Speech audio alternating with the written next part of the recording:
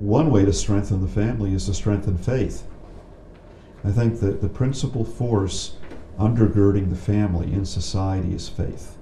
It's faith that validates the family. It's faith that teaches people the importance of putting others before self. Well, we look at the international data. Women who worship God weekly are the most fertile women in the world, much more likely to have children than those who never worship, who only have about 1/3 the number of children on average.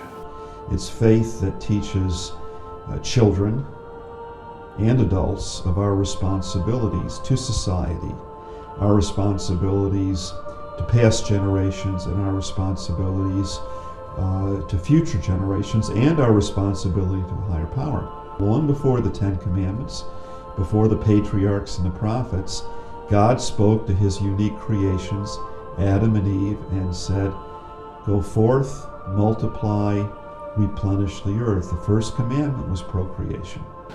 I've often said, what's a bit of a mouthful, on every measure measured within the U.S. federal survey system for adults and children, they thrive most in the intact married family that worship God weekly. Okay, let's unpack that because it's a bit of a blank. The U.S. federal survey system is a huge boon to all of mankind because it's the only country in the world where we have lots of surveys. We have 14 federal surveys that analyze both the family structure and the frequency of religious worship. And it's as a result of that we can see natural law playing out. Well, we're looking now at the combined scores of math and English for American children between grades 7 to 12. And this is one of the first pieces of data I saw of the impact of religious worship on education performance.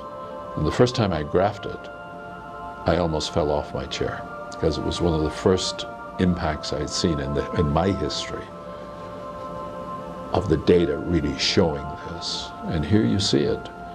American kids, this is a picture of America, of American teenagers. Those who worship weekly are the ones who are doing best on average. A couple of times a month, a couple of times a year, never, just like that. The impact of this in education is phenomenal. It is the great unknown in education. It's the great suppressed data in education.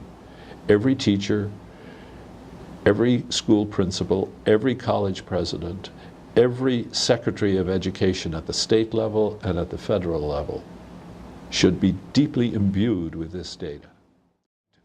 Think of an inner city welfare mother. Life is tough for her. The neighborhood isn't great. Schools are not that great.